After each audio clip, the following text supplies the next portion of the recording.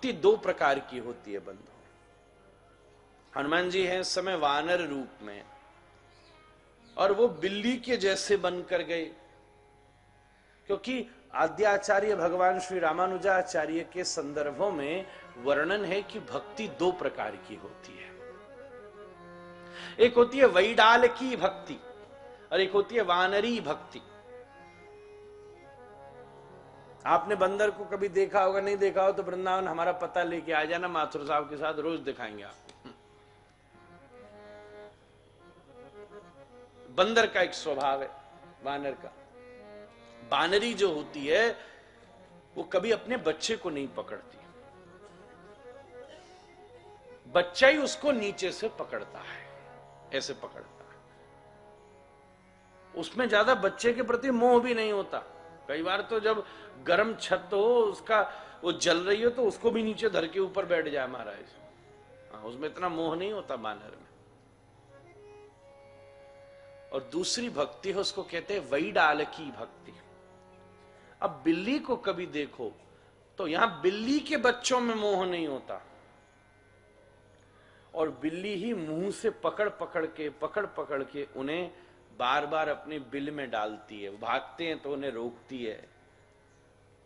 तो बानरी भक्ति में मां में मोह नहीं होता, बच्चे को मोह करना पड़ता है। और वैडालकी भक्ति में बच्चा को मोह नहीं होता, वत्स को मोह नहीं होता, मां को मोह करना पड़ता है। तो श्री हनुमान जी ने कहा, अभी तक तो मैं वानरी भक्ति का आचरण कर रहा था, इसलिए वानर रूप में था, कोई समस्या नहीं थी।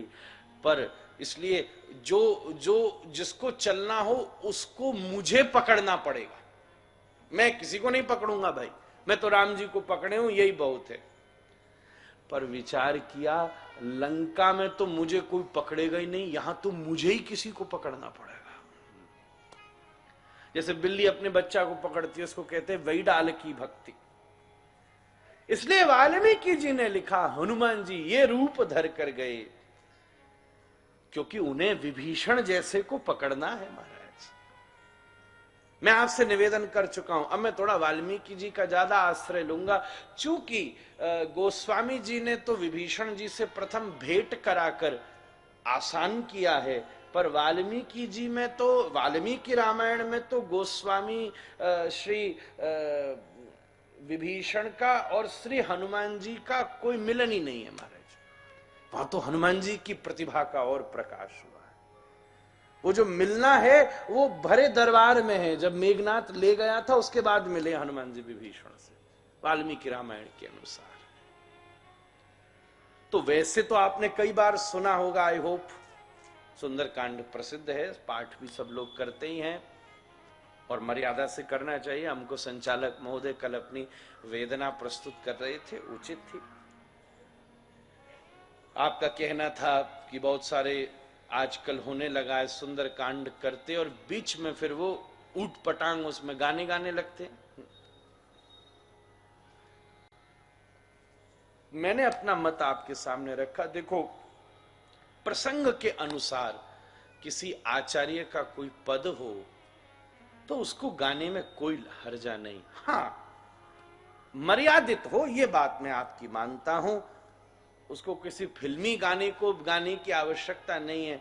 हमारे यहां गोस्वामी जी की कृति को अलंकृत करने के लिए अनंत कृति, अनंत भावों को व्यक्त करने की सुविधा है, इतना रिजिड नहीं बनाया जा सकता। गाने वाले में कोई प्रवाह आया है तो वो उसको उसमें और सुंदर बनाने के लिए आरोपित कर सकता है। अरे खीर सभी बनाते हैं, कोई केसर डालता है, कोई नहीं डालता, कोई किशमिश डालता है, कोई नहीं डालता, कोई बादाम डालता है, कोई नहीं। खीर सभी को कहा जाता है। अब सबकी अपनी प्रतिभा है, सबकी अपनी सुविधा है। कोई है जो सब कुछ होते हुए भी केवल चावल और चीनी डली सीधी सीधी खीर पाना पसंद करते हैं, और कोई है उनके पास कुछ नहीं, पर जब तक बा खीर में बादाम न डले हो, किशमिश न डली हो, केसर न डली हो, इलायची न डली हो, वहां में एक अंजीर न पड़ी हो, न को अधोटी न भई हो, वहां जब तक ऊपर मलाई की मोटी परत न पड़ी तब तक खीर दो कौड़ी की महाराज। खीर तो दोनों ही कहोगे। ऐसे कोई है जो बिल्कुल सीधा सीधा चावल दाल चीनी मिलाया सुंदरकांड करना चाहता है? कोई है जो उसमें कुछ पद पदावलियों की अंजीर डालता है, कुछ अपने भावों की किशमिश डालता है? उसकी अपनी सुविधा है।